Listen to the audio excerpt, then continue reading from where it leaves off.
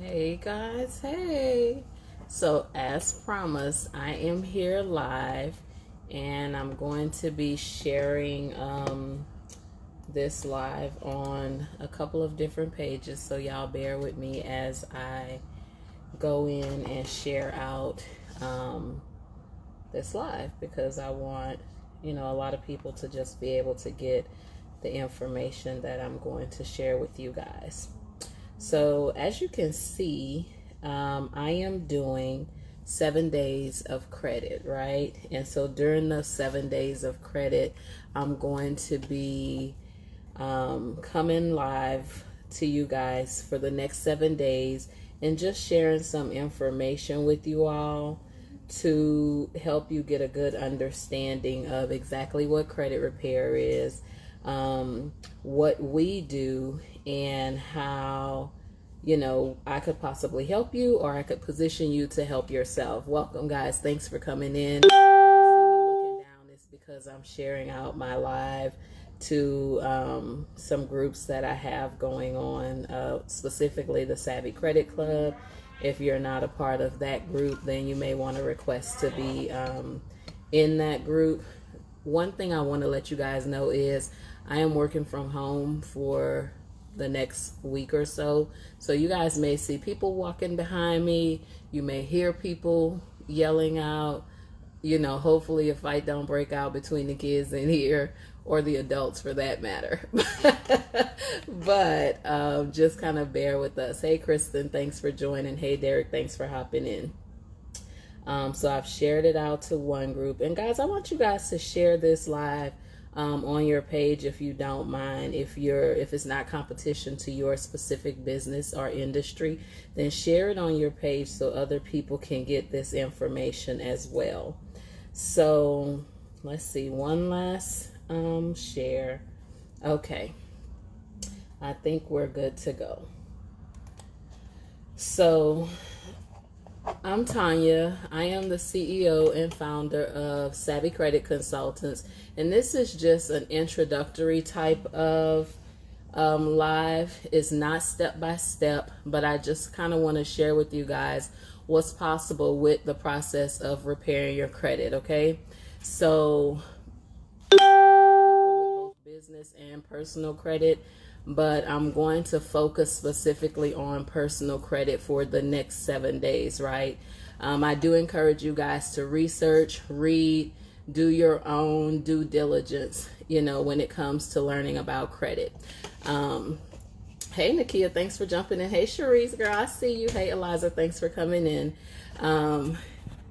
One thing I want to tell you guys, if you have something specific that's dealing with your finances, then talk to people who you trust and So let's get started. The first thing I want to let you guys know is that a credit bureau is not legally required to report your credit, right? But they are required to report it accurately if they do report it. So you have Equifax, Experian, and TransUnion, and those are the three main bureaus. Now there are many other bureaus, but we're focusing on those three.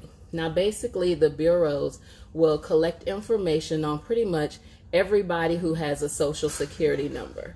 When you get a social security number and you begin to use that number, it's the bureau's job to report that information if it comes to them, whether it's negative or positive, from a creditor that you've gotten credit with, right?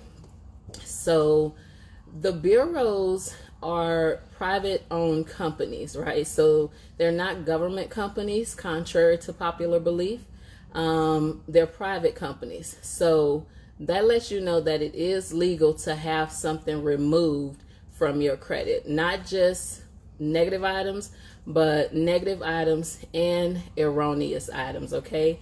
We don't want to get true things removed from our credit, okay? But, that's neither here nor there. We're not going to discuss the truth of the matter. We're going to discuss the errors and the negatives, okay? So there are online dispute systems with each one of the bureaus. Now, this is my thing. I caution my clients not use the online dispute systems. And why do I say that? I know a lot of you get Experian.com, you get Equifax.com, you get TransUnion.com, and there's always, it looks so easy, right? There's a button for you to dispute right now. But I ask you guys not to do that, because when you're disputing online, you're also waiving some of your rights, and you don't want to waive your rights. You want to always have those rights. If you're not reading the fine print, then sometimes you don't even know what you're giving up. So I encourage you guys to make sure that you read the fine print before you do anything, so you can know, what you're actually giving up when you're disputing online, okay? All credit repair experts are going to advise you not to use online disputing if they know what they're talking about, okay? But there are some who may not be aware, or they may just be learning themselves.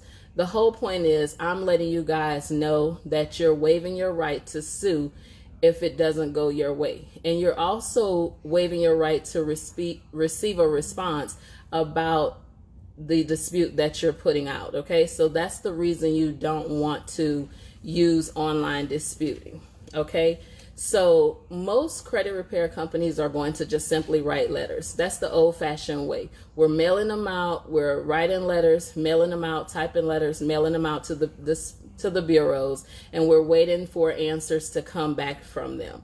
Sometimes people will write the letters by hand. Sometimes people will type the letters. You'll hear all kinds of things, ways to trick the systems into helping get disputes for us. But there's no one way to do it. So if you're looking for one way, you're in the wrong space, the wrong area. Hey, Cornette, thanks for coming in. Hey, Nicole. Hey, Nina, thanks for jumping in. Hey, Jeremy.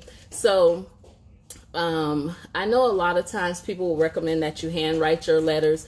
The reason for that is because when you're going through electronic systems, it's a little difficult for those systems to read your handwriting, right? So that's one way that we try to make it difficult. Remember, this is the basics of credit repair. And I'm not going to give you guys all the tea and all the secrets, because that's not your industry, but I am going to give you some information that can help move you forward if you choose to start disputing your own credit and doing it yourself, or if you're looking for a company to help you, right?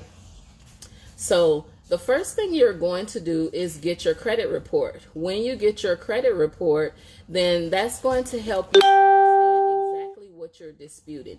You should be able to look at that report, and guys, don't stick your head in the sand, okay? Look at your credit report regularly. Like, there's no reason a year should go by. There's no reason 6 months should go by. There's no reason 3 months should go by and you haven't looked at your credit report. You don't know what's there. Like, I literally check my report every week. Why? Because I want to make sure that I'm aware of anything that shows up out of nowhere. It could be medical bills, it could be old bills, old accounts, it could be collections, whatever the case may be. You want to be aware and you want to be alerted immediately so you can handle it immediately. You don't want to just a year later find out that somebody stole your identity, or a year later find out that you have a collection account that reported on your credit and you have no idea who they are, where they came from, or what they're even talking about. So make sure that you're checking your report regularly. Now, there's one way you can get your report by mail, and that's annualcreditreport.com. You are entitled to get a free credit report from them if you've been denied for credit. So 3 actually. So you can get one from Experian, one from Equifax, one from TransUnion. And what I suggest you guys do is break that up over the course of the year, so at least you can see what's happening or what's showing up on one particular bureau's report. Now, every bureau is not reporting exactly the same, so if you are getting them once every couple of months, every 4 months, then you do run the risk of missing something that's on one that may not be on the other, right? Another thing I want you guys to know is when you get that credit report, you should immediately begin to comb through it, see what's true, see what's not, see what's accurate, see what's an error, and start writing those things down so you can begin to address those items, right? So let me talk to you guys about what credit repair is. So credit repair is basically when you look at your report, you see there's an error and you request that they correct this error. It's kind of like if you put an application in for something and they get your address wrong. Are you going to just sit and leave it, or are you going to say, hey, you got the wrong address? Joshua, give me some water, please, and Tylenol. I'm sorry, guys, but my head is starting to hurt, so I need to get this taken care of, or else this live is going to be over as quick as it started. Hey, Ani, thanks for coming in. Hey, Shamika, thanks for joining. Hey, Michelle, thanks for coming in. Look at you, Rayon, I see you. So yes, you are looking at your credit report and you're disputing the things that are negative on your credit report, errors that you see. Like, don't be lazy about your finances and don't be lazy about your credit. If you see something is wrong on there, then take the time and type out a letter and mail it in and say, hey, this is wrong. I need you to correct it. Like, a lot of times, guys, you're leaving things on your credit report that's not correct, and that's what's causing your score to go down. So we want to start handling those things like immediately. Okay. What else do I want to tell you guys about? If you guys have questions, go ahead and drop those questions and I'll try to answer them. Another method you can use is to actually dispute with the agencies or the companies that's putting things on your credit. Now, why do you want to dispute with those companies? Because it kind of gives you double power. Like, if you're fighting for yourself, then you want to fight both enemies, right? You want to fight the people that's saying that you did something, and you want to fight the bureau that's reporting that you did something, okay? So when the two don't match up, then somebody has to remove it, and that's the bureau. Thank you. Did you wash your hands? You did? Okay. Say hi, Josh, since you're in the camera. I don't know who that is. That's my niece over there. They're in homeschool right now. So get back to it, Z. So yes, you want to make sure that they're matching up, both the creditor and the bureau, and what you know is true. Make sure that all that's the same, right? Because if it's not, somebody's lying somewhere, and you need to know who's lying. And if you don't know who's lying, then they need to remove it. Okay. The other thing I want to talk to you guys about is, let's just say you have, how do you dispute? I already told you guys you don't want to dispute online. You want to dispute by mail. The credit bureaus, when you do send out a letter, they're required by law to respond to you within 30 days. If they don't give you an answer in 30 days, then they have to remove that item from your report. When you send a dispute to them, they have to investigate it. So let's just say you have a Capital One card that's showing up. Hey, Marissa, long time. Thanks for joining. You have a Capital One card that's showing up on your credit, and you know you really didn't have a Capital One card. So you dispute that account. Or let's say you do have one and it's a late payment, but you know you pay your bills every month on time, and you dispute it. They have 30 days to say, to go to Capital One and say, hey, Tanya's saying that you're lying about this 30-day late. She pays her bills on time all the time. I need you to tell me whether it's true or not. Now, 9 times out of 10, Capital One is just going to say, yeah, it's true. We checked our records and she did pay late. However, it's your job to make sure that the bureau does their job, which is make sure that Capital One is reporting it accurately. And if you say it's wrong, Capital One has to prove that it's wrong. They cannot just say, oh, it's right, we're going to leave it on there, okay? Remember, this is the basics, so if it seems like this is dumbed down, then it is, because I'm doing the basics, and this is for people who simply want to understand the basics of credit repair. They don't want to get into the laws just yet. I'm not going to get into any FDCPA laws, FCRA laws, rules and regulations. I'm not doing any of that today because, you know, frankly, that's a class that you guys will have to pay for. This is information that I'm sharing with you guys. You can find it anywhere, but I'm just gonna compact it, compile it, put it together, and give it to you guys, okay? So when you're telling a bureau that something is wrong, you just let them know, I don't think this is right, and I need you to verify it. If you can't verify it, I need you to delete it, okay? Now, the key thing here is you never want to say, yes, this is mine. Don't do that. Like, don't do yourself a disservice and agree or verify information yourself. If you verify that information yourself, then there's no point in the Bureau doing it. You've already done their job for them. You've already done Capital One's job. So you want to give as little information as possible because you don't want to do their job for them. You want them to go and work for the money they're claiming that, you owe. They distracted me. I see people running through here. So if I stop, I'm looking in the camera to see what's going on behind me. Okay. So you never want to admit something. You just want to ask them to verify the information, that they're saying that they have. Okay? Give me 1 second, guys. I got to take this medicine.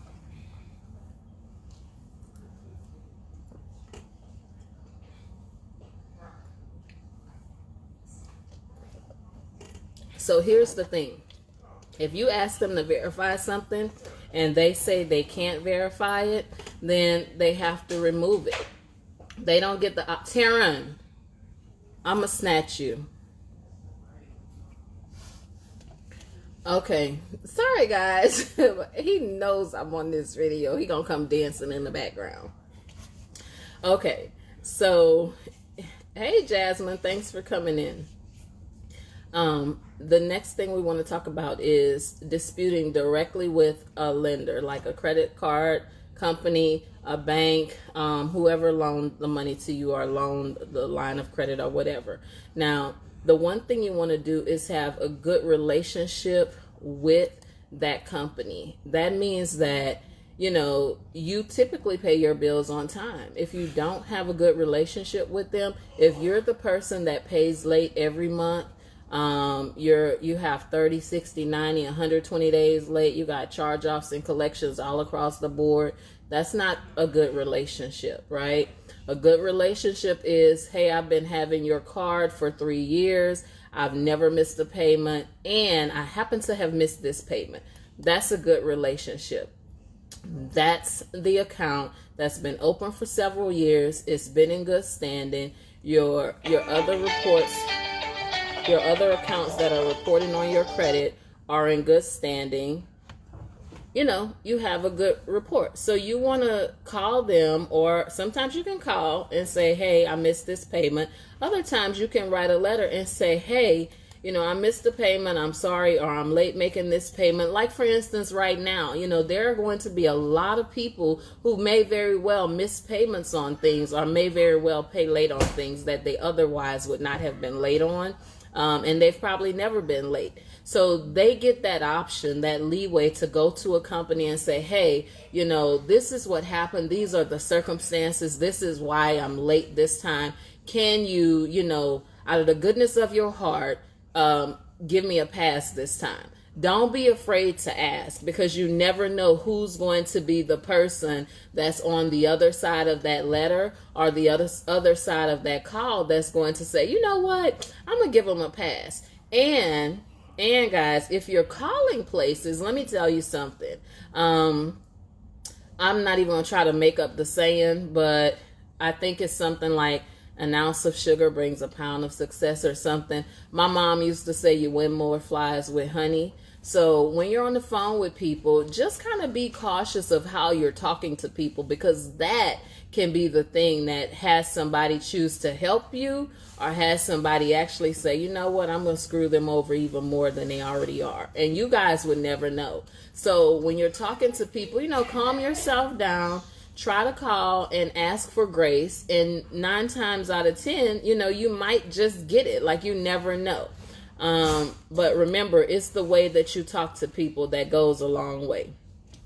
So, as a courtesy, a company may do it, especially if you've been consistent with paying on time, paying regularly. Like I said, you have a great relationship with that company. Now, here's the thing. You may get one person who says, no, that's not legal. We can't report things that are not true. We have to report the truth. Listen, that's just like the mall cop. That's the person who's taking their job way too seriously. They're probably a rookie. They don't have a customer-oriented mindset. So, what you do, you hang up, try again. You send another letter, right? Don't just take the first no. Like I say in business, find the yes. Find the person that's going to say yes, because after all, once it's off, hey, it'll help you. And sometimes you can ask for a supervisor. So, don't get upset, but say, listen, I want to talk to somebody who can make this decision or who can make this change, right? Ask for the supervisor. Hey, Sharita, thanks for jumping on. Hey, is it T. Lacey? Thanks for coming in. Okay, so what else are we going to talk about today? Do you guys have any questions for me? Let me see if anybody got some questions. You know what? This is y'all's time to ask questions. So I suggest that if you have any, go ahead and drop them in the box so I can see them pop up. And I'm going to wait a couple seconds to see if we get any questions. And share the live, guys. Let me see if I can get 5 people to share this live out right now so we can get some other people in here to get this good free information. Okay. So we don't have any questions? Okay. I'm going to carry on. Okay. So let's say you have a credit card. You've built up some debt on that credit card. It's past due and you don't really know what to do. Let's say you actually are 90 days late or you are 120 days late. Okay. If it's past 90 days, this is going to work. Not if you're like 30 days. So what you do is call and ask, can you settle the debt? Can I make an offer on this debt, right? Once you're past 90 days up to 120 days, the bank has already decided, hey, I'm about to get rid of this debt. I'm going to sell it to a collection agency. Like, it's just a matter of time. When they sell it, they're selling it for literally pennies on the dollar. So they're losing money. So that's your opportunity to jump in there and say, hey, can I settle this debt? And you may very well be able to settle it for, half of the amount. So let's say it's $2,000 you're in debt on a credit card and you try to settle it. You might be able to pay $1,000 or you may be able to pay $500. But just make an offer to them if you're at the 90-day or farther mark, right? What you don't want to do is ignore it and get a charge off. You don't want to do that. And you don't want to be in a position where you feel like, now I got to, declare bankruptcy. Okay, let me see. I have a question here. Could you discuss the effects of completing a Chapter 13 and getting your credit back on track? The next question is, what about medical bills that are in litigation? They dropped off one report and added to another. Okay, so let me talk about the first one first. Completing a Chapter 13, getting back on track. So I have quite a few clients that come in and they have been in bankruptcy. This is my thing. When people call me before they go into bankruptcy, the first thing I want to know from them is, what is the amount of debt that you're putting in this bankruptcy? And I say this because I had a guy call last week and he was about to put $8,000 in a bankruptcy. Guys, listen, if you have $8,000 of debt, I know that I'm not going to say that's not a lot of debt. But what I am going to say is there are people who have hundreds of thousands of dollars of debt. They have upwards of $100,000 in debt that are filing for bankruptcy. $8,000, and this is what I told him. I said, I think you can get like a side job or something and begin to pay that down. Call all these creditors and settle those debts. You may be able to sell it for $3,000, $2,000. Get a side gig, a side hustle, and do something legal, right? And pay that. But what you don't want to do is jump into bankruptcy because, $8,000 is weighing you down, right? So I kind of went into motivation at that point. Like, listen, this is not where I advise somebody to talk to an attorney and go into bankruptcy, right? I advise you to hustle, grind, work it out, and settle and pay those debts down. And guess what? Like, it's really a good feeling when you begin to pay those accounts off, okay? So that was for him. If you've already done a bankruptcy and you're trying to get your credit back on track, here's the thing. Once you come out of bankruptcy, you're still going to have to figure a way to get those accounts from reporting on your credit. Now, let me tell you guys something. If you're trying to get a mortgage and you want to get the bankruptcy removed, there's still a system where they can see that you actually filed for bankruptcy. So you're not hiding, right? You're not hiding. But if it's not mortgage related, if it's, other creditors and you want to get those things removed, you absolutely can do that and should do that, right? If you're in bankruptcy currently, then a credit repair company cannot touch your credit. They should not touch your credit if you have an active bankruptcy going on. However, once you are finished with that bankruptcy, is discharged, then yes, by all means, go forward, go through credit repair, have those accounts removed, and live your best life, right? Live the savvy life. Like I said, you don't have to stay stuck because you had to file bankruptcy or you got in a situation that, your finances just got real tight and you didn't have a way out except for bankruptcy. So I don't speak against it. At the same time, I just want you guys to be cautious when you're making those types of decisions. For some people, it's worked absolutely great. Within a year, they've been able to just carry on, get back to purchasing things they've wanted to purchase without an issue. You just have to know who and what you're doing, right? Who's going to help you and what you're doing when you're doing it. As far as these medical bills that may be in litigation, they dropped off one report, added to another report. So first thing we want to talk about with medical bills is you guys have HIPAA rights, okay? Now that means that a medical company cannot share your medical information without your permission. Okay, so if you're looking to dispute accounts on your credit, you want to make sure that your HIPAA rights have not been violated. If they have, hey, that's your grounds for disputing it. Okay, now if accounts are showing back up on your credit, then it wasn't disputed right in the first place. Or it was sold to another creditor, another collection agency, and they turned around and put it on your credit report. You guys have to be careful because that happens a lot. Now, I haven't had anybody who came back and said, hey, they put this back on my credit, but I have heard where it happens. I have colleagues in the industry where they've seen, sometimes it'll pop back up. But that means you should be watching your credit. Just like I said earlier in this live, you should be paying attention and checking your credit and realizing what was taken off. And if it comes back, on your account from somebody else, right? So let's just say I dispute a medical bill from Medical City, Arlington, and I have them remove it. Then they decide, well, this collection company can't get it off or had to remove it. Now that collection company says, well, I'm going to just sell the debt over here because I can't collect on it anymore. I'm going to sell it over here to the collectors for Methodist Hospital. So now it's showing back up on your report as a different hospital. That means somebody has sold it, right? You still go right back to the bureau and say, hey, this account was just removed from my credit. Y'all put it back on here. It's still not right. Find the grounds that they need to remove it and have it removed, okay? Hey, Eric. Hey, how you doing? Hey, Nia, thanks for jumping in. Let's see, do we have any other questions? Accounts that are closed from 6 years ago but sold to a collection agency. Yeah, Nicole, listen, they do it, right? And because they know they have X amount of time to report something, right around that 6 year, 7 year mark, that's when you're going to see people sell accounts and it's going to come back on your account because now they can't do anything about that particular debt. So they have to get rid of it some kind of way and bring it back. You still want to dispute it. So dispute those accounts. But let me let you guys know something.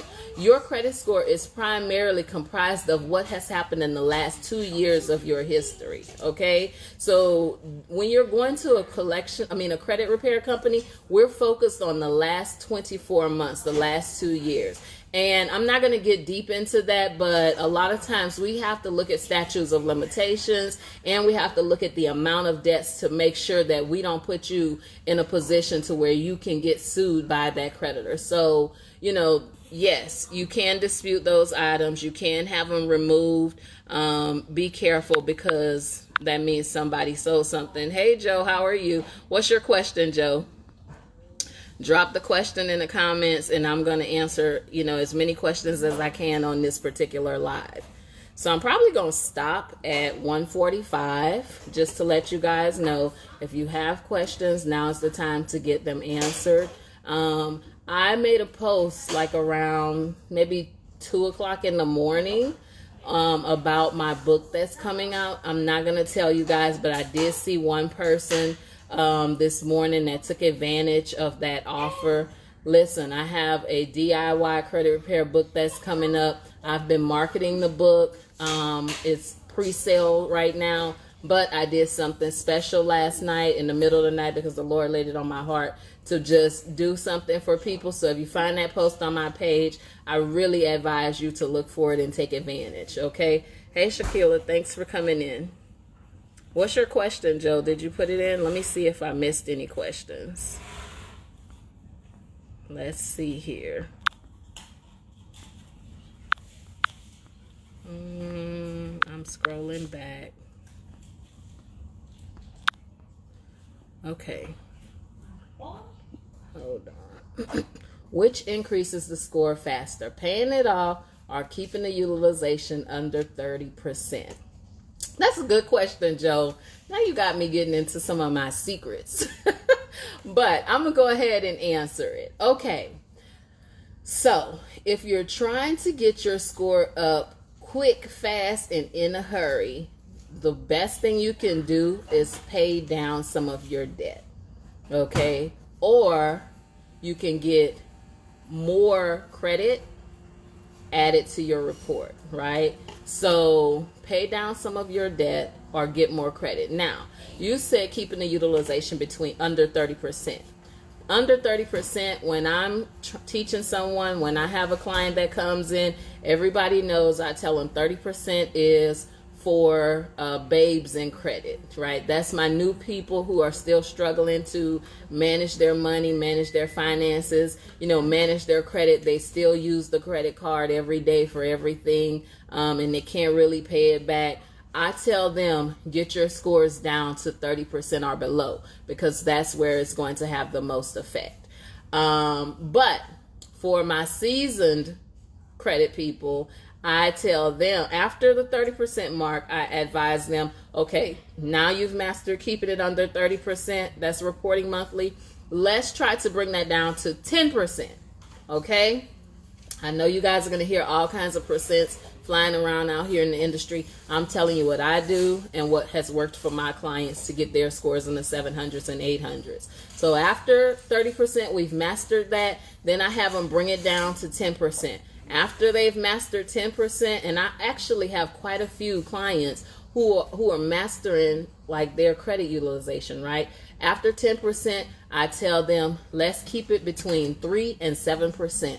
That's reporting monthly. Now, here's the thing. 3 and 7%. That's like for my master people. They're not relying on their credit. They are on that track of I'm building credit and I'm getting ready to leverage the credit. The 4 people that I graduated earlier this week, that's the track they're on right now. They're keeping their utilization down under 7%, between 3 and 7%. They've put their savings account to the side. Like we start a savings program, so they have upwards of $10,000 saved for a rainy day such as the time we're in right now. And they want to leverage credit, which means they want to build their credit, get high credit limits, so eventually they can take that same money, access they have to credit, and use it for something else. Maybe it's a business, maybe they want to get into investing. I don't know what. We haven't really discussed that yet. If we did, I'm still not going to share that with you guys because it's their personal business. But Jaden, what are you doing? He trying to be in my live, y'all. No, I was trying to tell you I'm finished. You finished your work? Yes.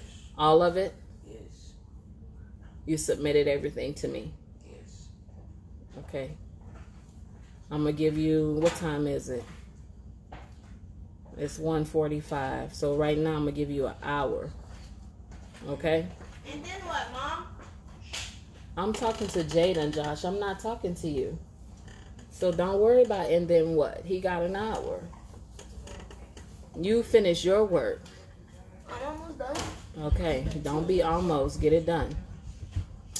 Okay, so those people are using their credit to invest, to start businesses, just to do, whatever it is they want to leverage that credit. So for me, the score is going to increase the quickest if you have it down 3 to 7%. Okay, to answer that question. Paying the card off every month, you can do that as well, but here's my thing, and here's why I never advise people to max out their cards and pay it off. Because something like coronavirus hits, right? How many people have already maxed out their credit cards? Now we're in a situation where people are having to either they've lost their jobs or they're having to stay home from work, or, their companies may or may not be paying. We don't really know what's going on right now. And those very same people have maxed out credit cards. Now you up a creek without a paddle. You SOL now. You don't want to be in that position, right? I know a lot of times people have it all together, but listen, life happens. Life hits, and it only takes one hit from life that can tank everything for you. So when it comes to your utilization, keep it down as much as you can. Don't max it out and try to pay it off, max it out, pay it off. That's a good practice. I don't tell anybody to do that. I really don't. I have maybe shared that with one person. Why? Because they were just itching to max out the cards. And I was on him every day. Like, look, I need you to pay that card down, because what happens if you forget? What happens if you forget to pay the account and you don't have it on auto pay? Or what if you do have it on auto pay and something happens and, your pay doesn't get there in time and then the auto pay returns? Like, you just don't want to be in that position where you got like this much wiggle room. Give yourself some wiggle room. Give yourself more than wiggle room. Give yourself some room to turn around, twirl, spin around, do whatever it is you want to do, right? But just don't put yourself in a position where you are maxed out on your cards, and you're trying to, because you want to pay it off as soon, like before it reports, and then you're stuck, like without without a solution. I've raised my score 36 points in the last 3 months by keeping the utilization under 10%. Awesome. So listen, when you're keeping the utilization like that, guys, under that 10%, and you're doing it month after month after month, that's when you want to go and start requesting increases. If your score can hold an increase. If you got a 500, don't call up there, ask for an increase. Do not get online and click that you want to apply for an increase. Please don't do that.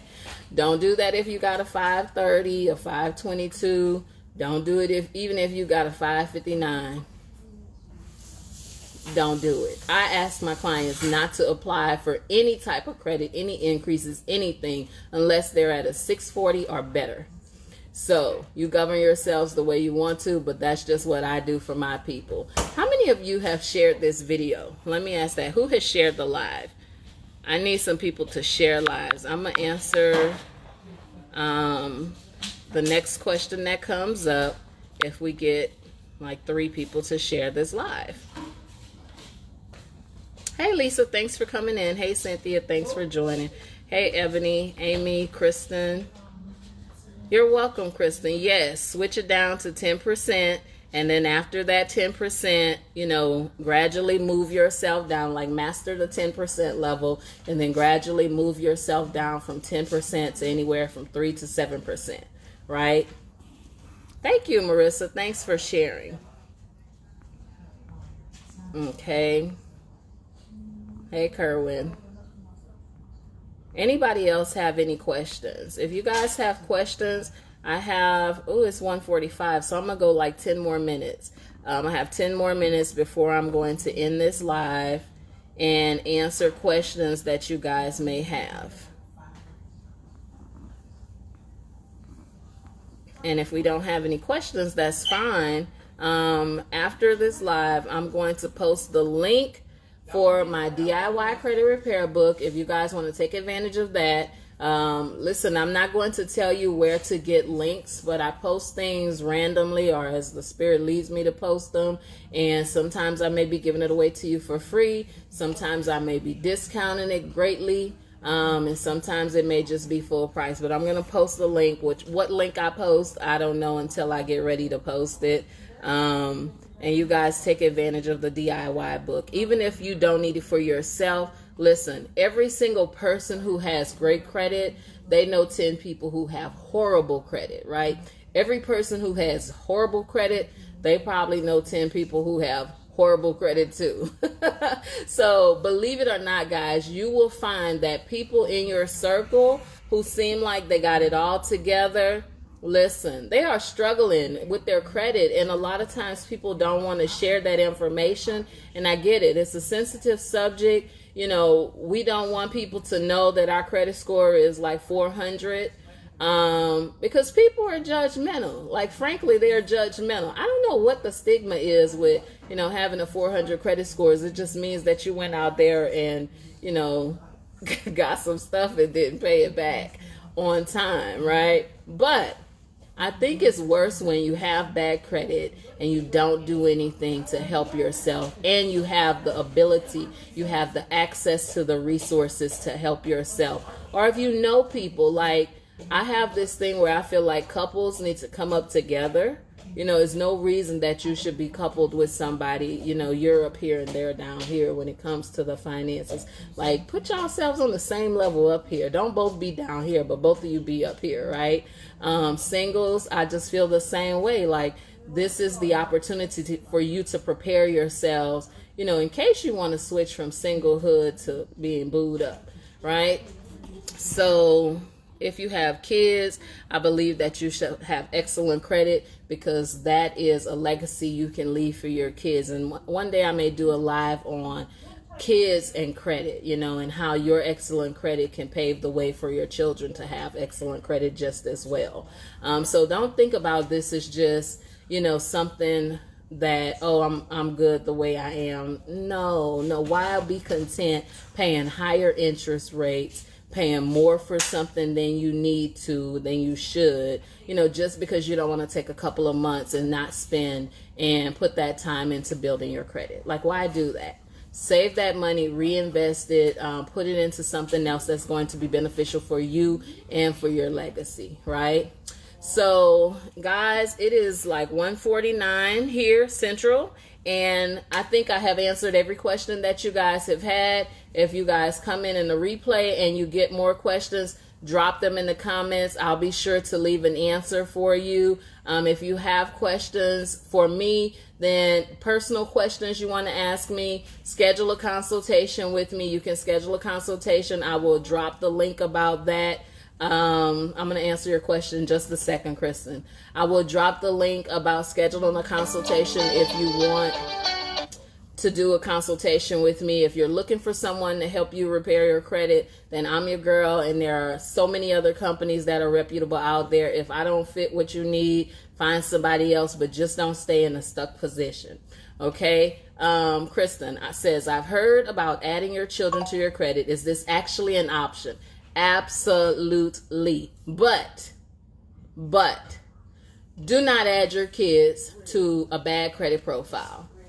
Okay, if you have a credit card and, you know, you just happen to get your taxes this year and you paid off all your credit cards, but you had like 5 late payments on there, you know, 5 30-day lates or 60-day lates, don't add your kids to those cards. Like, you don't want to mess them up. You know, what you want to do is, if you have a card that you have maintained and managed excellently, that means you have no late payments, you have no dings on your credit, you're not maxing that card out, then you can add them to that card, right? But if you don't have control of your finances right now, if you don't eat, sleep, breathe money and finances, and you're paying later, you're robbing Peter to pay Paul, you know, you're just a check away, don't add your kids to your credit cards, because you don't want to mess them up, right?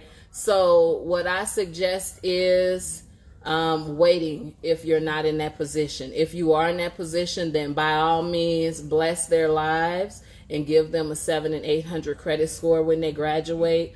Or even, you know, right now, you know, I have a couple of clients whose 13 and 14-year-olds we've worked with them to get them on their credit card, and they got American Expresses out here. They got MasterCards and Visas, right? Chase, whatever is out there. They have it all.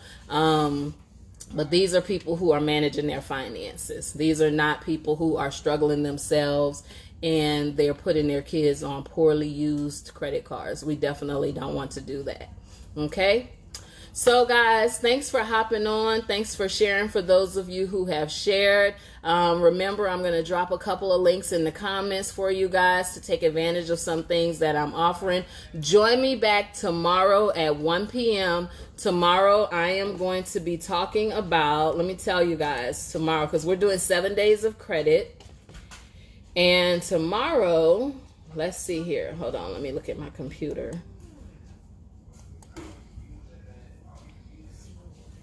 Let's see, what are we doing? My computer's moving slow, so we're going to go with the phone. Join me tomorrow as we discuss. Oh, it's going to be good too. I can't remember what I said. I don't want to tell it to you out of order. So I'm going to get the right one so I can let you guys know. Okay, tomorrow we're going to talk about your payment history and how it affects your credit, right? So join me tomorrow. We're going to discuss payment history. We're going to break down the numbers. I'm going to get real technical with you guys. It's going to be good. Come in, bring a friend, share the live when you come in. Don't be selfish. Share the live so other people can get this information. Don't be that person, you got good credit and your homegirl doesn't, or your homeboy doesn't, and you high-siding and talking crazy about them because their credit bad. Don't do that, right? Be that person who said, let me help you out, sis. Or bro, let me help you. Like, send it out so people can get this information for free. Thank you guys. Again, my name is Tanya. I'm the CEO and founder of Savvy Credit Consultants, and I look forward to seeing you guys on my live tomorrow as we go into day 2 of the 7 days of credit, talking about payment history. Bye-bye. Have a good rest of the day.